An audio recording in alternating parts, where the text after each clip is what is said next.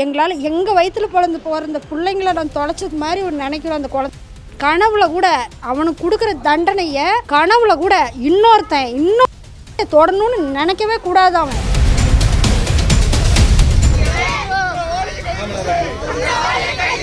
பாட்டி சொன்னாங்களா, மூஞ்செல்லாம் கடிச்சு இந்த மார்பெல்லாம் புறாண்டு, அதெல்லாம் கேட்கும் போது வருத்தமா இல்லைம்மா உங்களுக்கு? கேட்கவே முடியல. கேட்க முடியாத ஒரு மோசமான நிலைமையில ஒரு பொண்ணை வன்புணர்வு பண்ணியிருக்கானா?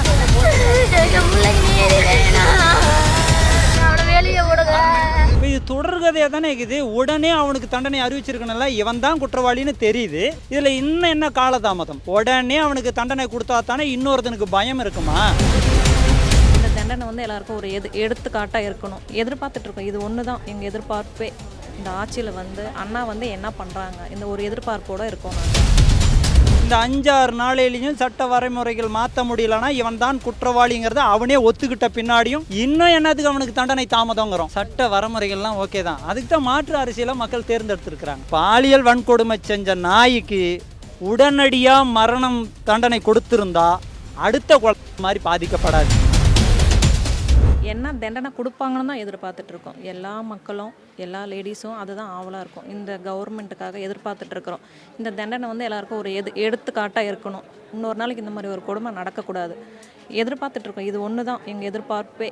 இந்த ஆட்சியில் வந்து அண்ணா வந்து என்ன பண்ணுறாங்க, இந்த ஒரு எதிர்பார்ப்போடு இருக்கோம். நாங்கள் அவளோட இந்த தண்டனை கொடுமையாக இருக்கணும், ரொம்ப கொடுமையாக நடக்கணும். இதுக்கு மேலேயாதான் பெண்கள் வந்து சுதந்திரமாக நடக்கணும். எங்களுக்கு வந்து ஒரு நியாயம் கிடைக்கணும். அதுக்கு நீங்கள் தான் ஏதோ ஒரு வழி பண்ணணும். எங்களால் இன்னுமே தாங்கவே முடியல. எங்களால் எங்கள் வயிற்றில் பிறந்து போகிற இந்த பிள்ளைங்கள நான் தொலைச்சது மாதிரி ஒரு நினைக்கிறோம். அந்த குழந்தை நாங்கள் தயவு செஞ்சு எங்களுக்கு ஏதாவது அந்த குழந்தைக்கு ஒரு நீதி நியாயம் கிடைக்கணும். அவனுக்கு சரியான தண்டனை கிடைக்கணும். கனவுல கூட அவனுக்கு கொடுக்குற தண்டனையை கனவுல கூட இன்னும் தொடணும்னு நினைக்கவே கூடாது. அவன் சத்தியமாக நினைக்கக்கூடாது. வணக்கம்பா. இந்த நிகழ்வு இந்த தமிழ்நாட்டுக்கு வந்து புதுசுலாம் கிடையாது. இது வருஷம் நடக்கிறது தான். வருஷம் என்ன, இன்றைக்கி நடந்துச்சுன்னா நடக்க போகுது. இதே மாதிரி முதல்வர் சம்மந்தப்பட்ட அமைச்சர்களும் அதிகாரிகளும் கலெக்டர்களும் வரத்தான் போகிறாங்க. வந்து பார்த்துட்டு ஆறுதல் சொல்ல தான் போகிறாங்க. குடிகாரனுக்கே 10 லட்ச ரூபா கொடுத்த கவர்மெண்ட்டு இவங்களுக்கு காசு பணம் என்ன பெரியதா என்ன, அதெல்லாம் கொடுத்துட்டு மறைச்சிட்டு போயிடுவாங்க. இல்லை, நீங்கள் சொல்கிறத பார்த்தா சிஎம் விஜய் அவர்கள் எந்த நடவடிக்கையும் எடுக்க மாட்டார் அப்படின்னு சொல்கிறீங்களா? இப்போ இது தொடர்கதையாக தானே இருக்குது. உடனே அவனுக்கு தண்டனை அறிவிச்சிருக்கணும்ல. இவன் தான் குற்றவாளின்னு தெரியுது. இதில் இன்னும் என்ன காலதாமதம்? உடனே அவனுக்கு தண்டனை கொடுத்தா தானே இன்னொருத்தனுக்கு பயம் இருக்குமா? வரைமுறைன்னு ஒன்று இருக்குல்ல, மரபுப்படி வரைமுறைப்படி கோர்ட்லயே சில ரூல்ஸ் அண்ட் ரெகுலேஷன்ஸ். அதே தான் இங்கே பிரச்சனையாக தான். இந்த கோர்ட்டில் ரூல்ஸ் அண்ட் ரெகுலேஷன் தான் காரணங்கிறோம் நான். இதைத்தான் மாற்றுங்களே. இப்போ 3-4 நாள் 10 நாளைக்கு பக்கமாக ஆச்சு இல்லையா, ஒரு 5-6 நாள் ஆச்சு இல்லையா? இந்த 5-6 நாளையிலையும் சட்ட வரைமுறைகள் மாற்ற முடியலன்னா இவன் தான் குற்றவாளிங்கிறத அவனே ஒத்துக்கிட்ட பின்னாடியும் இன்னும் என்னதுக்கு அவனுக்கு தண்டனை தாமதங்கிறோம். சட்ட வரைமுறைகள்லாம் ஓகே தான், அதுக்கு தான் மாற்று அரசியலை மக்கள் தேர்ந்தெடுத்திருக்கிறாங்க. இதுதான் நம்ம எதிர்பார்க்கறது. ஏன்னா அவர் முதலமைச்சர் என்ன சொன்னார், இந்த நான் டெடிகேட் பண்ணுறேன் இந்த முதலமைச்சர் பதவியேனார். உடனே ஒரு பாலியல் வன்கொடுமையில் மிக கொடூரமாக அந்த பாட்டி சொன்னாங்களா, மூஞ்செல்லாம் கடிச்சு இந்த மார்பெல்லாம் புறாண்டு, அதெல்லாம் கேட்கும் போது வருத்தமா இல்லைம்மா உங்களுக்கு? பெண்கள் அதான் கேட்கவே முடியல. கேட்க முடியாத ஒரு மோசமான நிலைமையில் ஒரு பொண்ணை வன்புணர்வு பண்ணியிருக்கானா அவனுக்கு உடனடியாக தண்டனை கொடுக்கறதில்ல. உங்களுக்கு என்ன சட்டம் தடுக்குது சொல்லிப்பாங்களா? உங்கள் வீட்டில் அப்படி பொண்ணு நடந்திருந்தால் உங்கள் மனசு கொஞ்சமாக பதிச்சிருக்குமா? சும்மா ஃபோன் மட்டும் போட்டு பேசிட்டு நான் குறை சொல்கிறேன்னு நினைக்காதீங்க. எங்கள் ஆதங்கம் இனிமேல் ஒரு பச்சிளம் குழந்தைகளுக்கு, பெண் குழந்தைங்களுக்கு இந்த தேசம் வந்துட்டு பொன்னியும் பூமியும் தாயாக மதிக்கிற தேசம். இதெல்லாம் இல்லையே. இப்போ ரோட்டோரெலாம் சாராயம் குடிக்கிறான். ரோட்டோரம் நின்று குடிக்கிறத தடுக்க முடியல உங்களால். இப்படிலாம் குடிக்கிறதுனால தான் கிடைக்கிற பொண்ணுங்கள்லாம் பாலியல் வன்கொடுமை செய்கிறான். இப்போ கல்லும் சாராயமும் கலந்து குடித்தா கலெக்டரே மதுருக்கு சமானம்னு சொல்கிறான் சாராய குடிக்கிறேன். இப்போ இதெல்லாம் தாராளமாக புழங்குது. மது தாராளமாக புழங்குது. இதெல்லாம் தடுக்கலாமே. இப்போ ஓரளவுக்கு சந்து கடை, இந்த கோயிலாண்டு இருக்கிற கடையெல்லாம் மூடி இருக்கிறீங்க. உங்களுக்கு கையெடுத்து கும்பிட்டு நன்றி சொல்கிறோம். இதே மேலே கொஞ்சம் கொஞ்சமாக முழுசு இந்த சாராய கடையை ஒழிங்க. இந்த கல்வி நிலையங்களில் ஒழுக்கத்தை கற்பிக்கணும். அந்த வாதியார் பெரம்பெடுக்கிறத நிறுத்தினாங்க. பசங்கள்லாம் 8லேயே ஆன்சு போட ஆரம்பிச்சிட்டாங்க. அந்த கண்டிஷனை வாதியாருங்களுக்கும் போலீஸுங்களுக்கும் அந்த அதிகாரத்தை கொடுக்கணும். இன்னும் ஒன்று, இந்த குடிகார அரசு அதிகாரிகள் இவர்கள் எல்லாம் பதவி நீக்கம் செய்யப்பட வேண்டும். இதெல்லாம் உண்மையில் வலிக்குதுமா. போலீஸ்காரங்க குடிகாரராக இருக்கிறாங்கம்மா, அதெல்லாம் தவிர்க்கப்படணும். அப்போதாம்மா சட்டம் நல்லா இருக்கும்.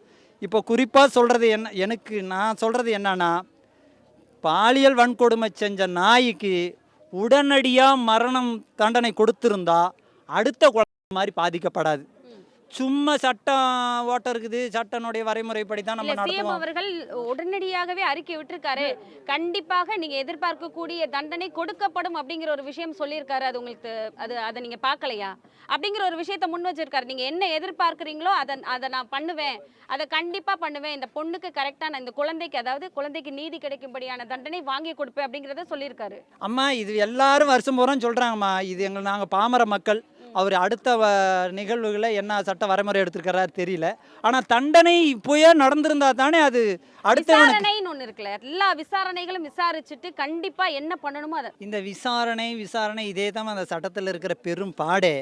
இந்த எல்லா பாலியல் வன்கொடுமை செய்கிற குற்றவாளிகளுக்கும் ஒரு குறிப்பிட்ட நாளில் ஜெயிலில் வச்சுட்டு அப்புறம் பெயில்னு அவங்க வெளியே தானே தெரியுறாங்க. இப்போ கூட இந்த கடலூர்ல அந்த நினைக்கிறேன் மாதிரி இந்த தடவை நடக்காது சார். நல்லதுமா, அந்த மாதிரி அதை தான் நடக்கிறதுக்கு எதிர்பார்க்கிறோம். வாய்ப்பே கிடைக்காது சார். இந்த விஷயத்துக்கு அப்புறம் அந்த மாதிரி 3 மாசத்துல வெளியே வந்துருவாங்க, 2 மாசத்துல வெளியே வந்துருவாங்க. அந்த விஷயம் இப்ப நடக்காது. அதற்கான விஷயங்கள் எல்லாமே நம்ம மாண்புமிகு முதலமைச்சர் ஜோசப் விஜய் அவர்கள் நிறைய நடவடிக்கைகள் எடுத்துட்டு இருக்காங்க. குற்றம் சொன்னா குற்றம் சொல்லிக்கிட்டே இருக்கலாம். அதற்காக இப்போ வந்துட்டு இது நடக்கும்னு யாராவது நம்ம எதிர்பார்த்தோமா? இந்த மாதிரியான ஒரு விஷயம் நடக்கும் நம்ம எதிர்பார்த்தோமா? இல்லைம்மா, இது எல்லாம் எதிர்பார்த்து நடக்கிறதில்ல. இங்கே இருக்கிற பெரிய குறைபாடே அதுதான். சட்டத்தில் நிறைய ஓட்டம் இருக்கிறதுனால தான் இந்த காமுகன்லாம் ஜாலியாக திரியிறானுவன். இது விஜய் சார் வந்துட்டு மேற்கொண்ட எவ்வளவு சட்ட விதிமுறைகளை துரிதப்படுத்துறாருன்னு தெரியல. ஆனால் சீக்கிரமாக நடந்தால் தான் அடுத்த குற்றங்கள் நடக்காமல் தடுக்கப்படுங்கிறதா எனக்கு ஆதங்கம். அவர் மேலே நாங்கள் குறை சொல்லலை, அவர் செய்யலை அப்படிங்கிறதெல்லாம் இல்லை. அவர் இப்போ கூட அந்த குழந்தைய பாட்டிக்கிட்ட பேசியிருக்காங்க. வரவேற்கத்தக்க விஷயம், வாழ்த்துக்கள் தான். நீங்க வேணா பாருங்க, அவர் இந்த இடத்துக்கு வருவார். நல்லதுமா, நாங்கள் அதுக்கு தான் முயற்சி பண்ணுறோம். வரணும், அவர் வரணும். அவர் வரத்துக்குள்ளேயே அவனுக்கு தண்டனையை அறிவிச்சிட்டு தான் வரணும். அது இருந்தால் இன்னும் மாண்புமிகு முதலமைச்சருக்கு கோடான கோடி நன்றிகள். மறுபடியும் சொல்கிறோம், அந்த காமுகனுக்கு உடனடியாக தண்டனை கொடுத்துட்டு நிச்சயமாக முதல்வர் இங்கே வரணும். இந்த குழந்தைகளுக்காக நான் என் பதவியை டெடிகேட் பண்ணுறோம், இதை நான் அவங்களுக்காக அர்ப்பணிக்கிறோம், அந்த குழந்தைங்களால தான் நான் முதலமைச்சர் ஆனேன்னு சொன்ன முதல்வர் இந்த குழந்தையினுடைய இறப்புக்கு அவங்க அப்பா அம்மாவை பார்த்து ஆறுதல் சொல்லிட்டு பெரிய உதவிகள் பண்ணலாலும் அந்த காமுகனுக்கு உடனடியாக தண்டனையை நிறைவேற்றி அவனுக்கு மரணத்தை உறுதிப்படுத்தணும். அப்போ தான் அடுத்த குழந்தைகளுக்கு பாதுகாப்பாக இருக்கும்னு நம்ம சொல்கிறோம். மேட்டூர், குளத்தூர், உக்கம்பருத்தி காடு அங்கே கொண்டு வந்து இன்னைக்கு அதாவது அந்த பிஞ்சுக்கு மரியாதை செலுத்தியிருக்காங்க. அவங்க குடும்பத்தார் அனைவரும் இங்கே தான் இருக்கிறாங்க. அவங்க மறுபடி முன்வைக்கிற விஷயம் என்ன என்றால், என் குழந்தை சரியான நியாயம் கிடைக்கணும், என் குழந்தை என்ன நேர்ந்ததோ அதே போல ஒரு தண்டனை அந்த குற்றவாளிக்கும் கிடைக்கணும், இதுக்கு அரசு சரியான நடவடிக்கை எடுக்கணும் அப்படிங்கிற விஷயத்தை தான் முன் வச்சுட்டே இருக்காங்க.